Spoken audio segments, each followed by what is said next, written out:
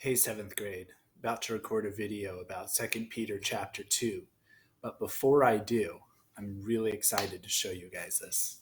This is something that I've been working on for a while, and I'm wondering if I'm just crazy bored with being, locked down at home, basically, with nothing to do except teaching grade.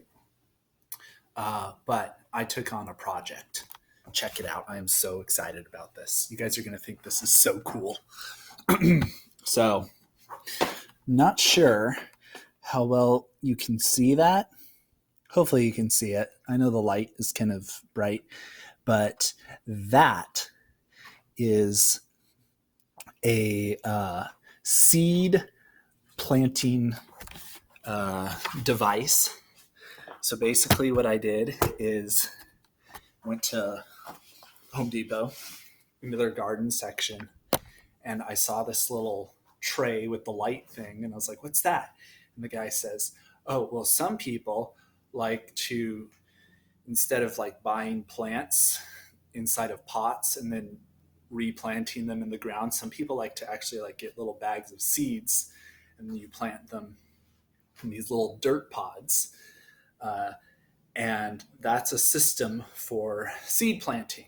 So basically, in each of those little dirt pods, there are little tiny seeds, and they're going to sprout. And when they sprout, I transplant them into the dirt, and I will have a garden. So, what did I plant, you may be asking? Well, I planted some herbs like basil and forget the other herb I planted. But the main thing that I'm most excited about is onions. Yes, I, Mr. Bruce, now have a green thumb. So, really cool. Glad you guys got to see that. It's a good project to have when you're, when you're quarantined or whatever. Which brings me to my next topic, gardening jokes. Which plant grows under your nose? Tulips. Oh, man. What new crop did the gardener plant? Beats me. Nice. Oh my gosh.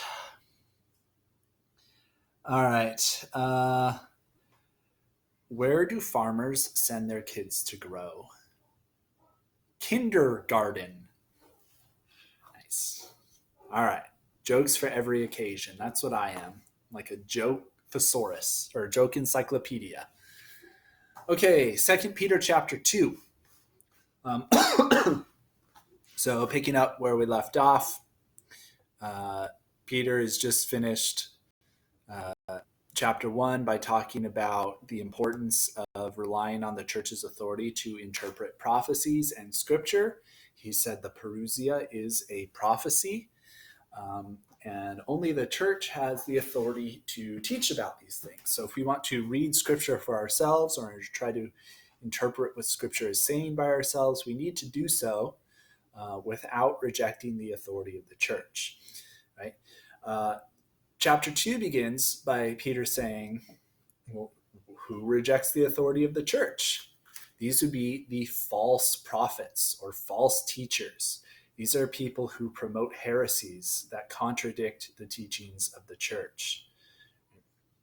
So he says, but false prophets arose among the people, just as there will be false teachers among you, who will secretly bring in destructive heresies, and in their greed, they will exploit you. So Peter's really smart in how he takes down these false teachers, these false prophets. One of the first things he does is he says, these people are really greedy. Right? These false prophets are guilty of the sin of greed. So he's not yet attacking their ideas, but he is attacking their personal lives. Now, normally, if you have a dispute with someone, an intellectual dispute with someone, you want to avoid personally attacking them because it seems kind of petty, and it seems like the reason you're attacking their personal life is because you don't know how to address their argument. But Peter's not doing that. Peter is attacking their personal lives because these false prophets are basing their teachings on the idea that they are holier than other Christians. And Peter is saying, no, they're not. They're not holier than other Christians. In fact, these false prophets suffer from the sin of greed. Right? And the sin of greed is a big problem in the early church because most Christians at this time are very poor. They've been persecuted either by the state or by the Jewish leaders or the Jewish people or by the society as a whole. Right? And many of them are very poor. The second thing he does is he says these false teachers are similar to the false prophets from the Old Testament. Right? And by making that connection, Peter is saying that these false teachers are actually baptized Christians, right? They're not pagans, they're not Jews, they're not anti-Christian activists. These are people who are Christian, who are working to destroy Christianity from the inside, right? Because in the Old Testament, the false prophets that harm the people of Israel are from inside the people of Israel, right? They're destroying it from the inside. They're not false prophets from the outside who reject the teachings of Abraham and the other prophets. These are people inside Israel who seem to accept the teachings of Abraham, but then go against the health of Israel as a whole. Right? So he's saying these are people who are baptized Christians.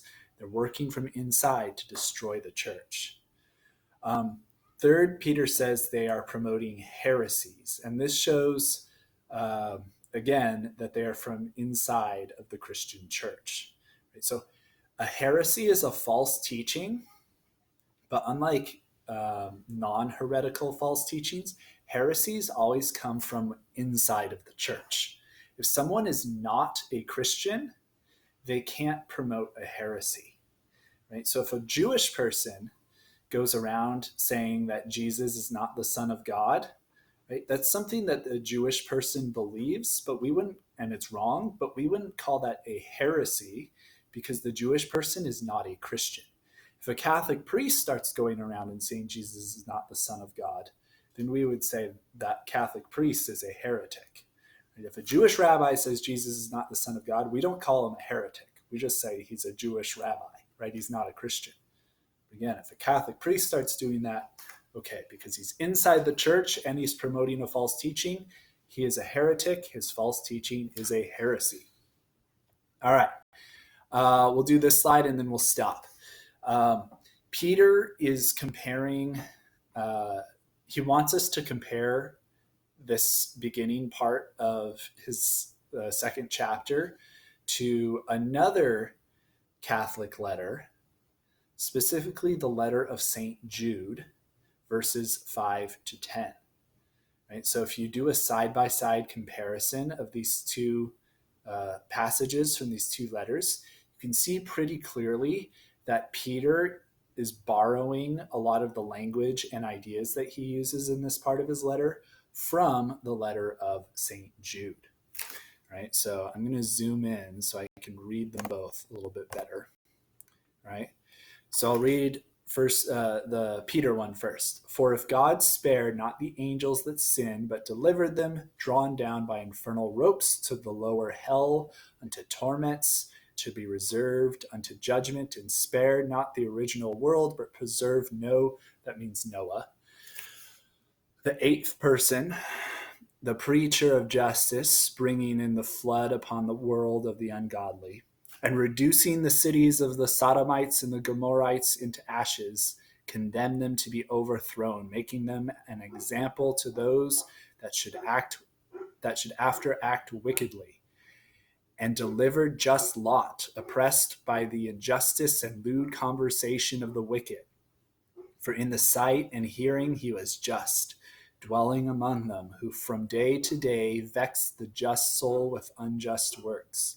The Lord knoweth how to deliver the godly from temptation, but to reserve the unjust unto the day of judgment to be tormented. And especially them who walk in the flesh, after the flesh in the lust of uncleanness, and despise government, audacious self-willed. They fear not to bring in sex blaspheming. All right, so Peter's very critical of false teachers in this passage, and he talks about several Old Testament examples. Noah, the city of Sodom and Gomorrah. He talks about Lot. So we're going to see some similarities in the letter of Jude, which he gets these ideas from. So Jude says, "I will therefore admonish you, though ye once knew all things, that Jesus, having saved the people out of the land of Egypt, did afterwards destroy them that believe not. And the angels who kept not their principality, but forsook their own habitation, he hath reserved under darkness and everlasting chains unto the judgment of that great day, as Sodom and Gomorrah and the neighboring cities in like manner, having given themselves to fornication and going after other flesh, were made an example, suffering the punishment of eternal fire. In like manner, these men also defiled the flesh and despised dominion and blasphemed majesty. When Michael the archangel, disputing with the devil, contended about the body of Moses, he durst not bring against him the judgment of railing speech, but said, The Lord command thee. But these men blaspheme, whatever things they know not, and what things soever naturally they know, like dumb beasts, in these they are corrupted." All right, so if we do a side-by-side comparison of these two passages, we can be able to see pretty clearly that Peter is getting his ideas from Jude, right? So in the next slide, I will compare the two and break it down a little bit more for you. Okay, that is it.